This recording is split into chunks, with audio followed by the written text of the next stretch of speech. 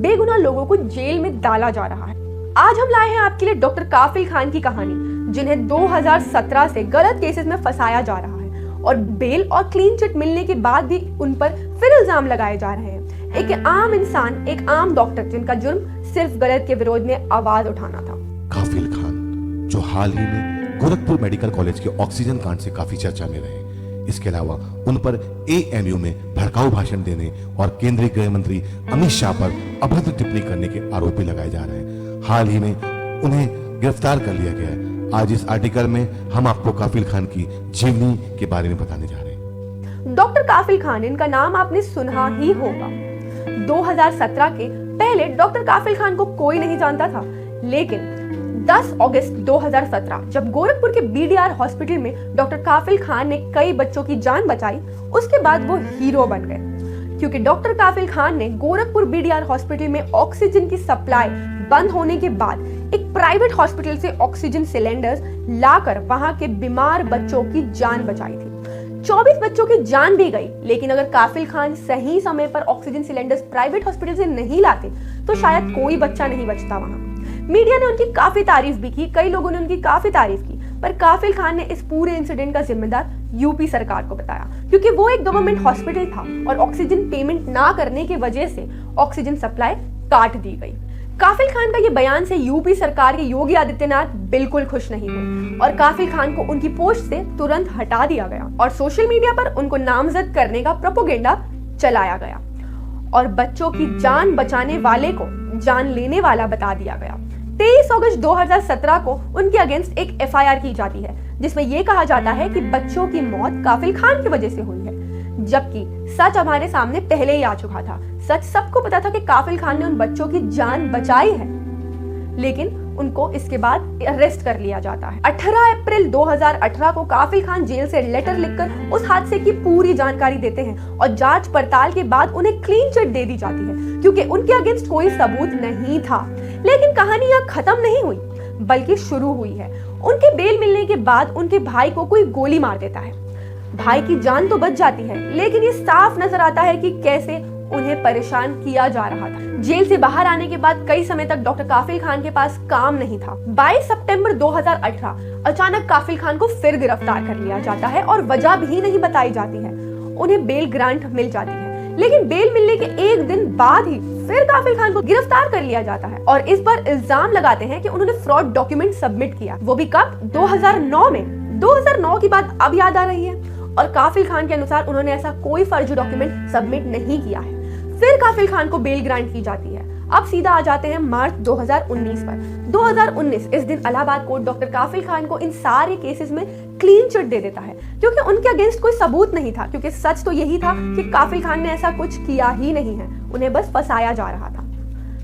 27 सितंबर finally doctor Kafeel Khan के ऊपर से सारे केसेस हटा दिए जाते हैं, लेकिन यूपी पुलिस इससे साफ इनकार कर देती है और कुछ ही दिन बाद 4 अक्टूबर को यूपी में एक न्यू डिपार्टमेंटल इन्वेस्टिगेशन लॉन्च किया जाता है काफिल खान के अगेंस्ट और इस बार इल्जाम लगाया जाता है कि काफिल खान ने गलत इंफॉर्मेशन फैलाई है, एंटी गवर्नमेंट बातें भी की हैं जब वो सस्पेंडेड थे।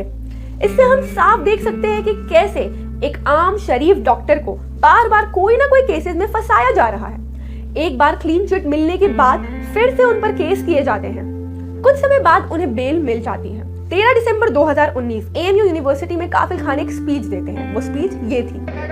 तो बचपन में सिखाया जाता था कि ना हिंदू बनेगा ना मुसलमान बनेगा, इंसान की औलाद है इंसान बनेगा। और हमारा मोटा भाई सिखाता है हमें हिंदू बनेगा मुसलमान बनेगा, हिंदू बनेगा मुसलमान बनेगा, इंसान नहीं बनेगा। क्योंकि जैसे इन्होंने कहा कि कत्ल करने वाले क्या जाने, अरे जिनके खुद कपड़े इतने खून के छींटों से दाग लगे हैं, वो कातिल उन दाग को छिपा कैसे पाएंगे? वो क्या जाने कॉन्स्टिट्यूशन का मतलब। जिस दिन से वो आरएसएस 1925 से पैदा हुई है, उस दिन से उस इंडिया के कॉन्स्टिट्यूशन से वो बिलीव ही नहीं करती। हमारे कॉन्स्टिट्यूशन तो उनको बिलीव ही नहीं है। तो हम जो बार बार ये कहते हैं कि अमित शाह जी, हमारे होम मिनिस्टर जी, ये जो आप लॉ लाए हैं वो अनकॉन्स्टिट्यूशनल है, इंडिया के pluralism, communal harmony, humanity, equality को नहीं मानता है, तो हमें ये समझना चाहिए कि हम किससे बात कर रहे हैं। हम उससे बात कर रहे हैं जिन लोगों ने बाबा साहब के कॉन्स्टिट्यूशन को कभी माना ही नहीं, कभी पढ़ा ही नहीं। उत्तर प्रदेश एसटीएफ ने डॉक्टर काफिल खान को मुंबई से गिरफ्तार किया। नागरिकता संशोधन कानून के खिलाफ भड़काऊ भाषण देने का आरोप है। 13 दिसंबर को अलीगढ़ में भी एक भाषण देने के मामले में उनके खिलाफ केस दर्ज किया गया है। गिरफ्तारी के बाद डॉक्टर काफिल ने कहा, मुझे गोरखपुर मेडिकल कॉलेज में हुई बच्चों की मौत के मामले में क्लीन चिट मिल चुकी है। अब ये सरकार मुझे फिर से आरोपी बनाना चाहती है। मैं महाराष्ट्र सरकार से आग्रह करता हूं कि मुझे महाराष्ट्र ही में रहने दिया जाए। मुझे उत्तर प्रदेश पुलिस पर भरोसा नहीं है। 30 जन 2020 उन्हें फिर गिरफ्तार कर लिया जाता है और जेल में डाल दिया जाता है। 10 फरवरी 2020 को उन्हें बेल ग्रांट कर दी जाती है, लेकिन बेल के 3 दिन बाद तक रिहा नहीं किया जाता है और जेल के बाहर आने के पहले उन पर फिर एनएसए एक नया चार्ज लगा दिया जाता है। एनएसए राष्ट्रीय सुरक्षा अधिनियम 1980 देश की सुरक्षा के लिए सरकार को अधिक शक्ति देने से संबंधित एक कानून है। यह कानून केंद्र और राज्य सरकार को गिरफ्तारी का आदेश देता है। अगर सरकार को लगता है कि कोई व्यक्ति उसे देश की सुरक्षा सुनिश्चित करने वाले कार्य को करने से रोक रहा है, तो वह उसे गिरफ्तार करने की शक्ति दे सकती है। सरकार को ये लगे कि कोई व्यक्ति कानून व्यवस्था को सुचारू रूप से चलाने में उसके सामने बाधा खड़ा कर रहा है, तो वह उसे गिरफ्तार करने का आदेश दे सकती है। साथ ही अगर उसे लगे कि वह व्यक्ति आवश्यक सेवा की आपूर्ति में बाधा बन रहा है, तो वह उसे गिरफ्तार करवा सकती है।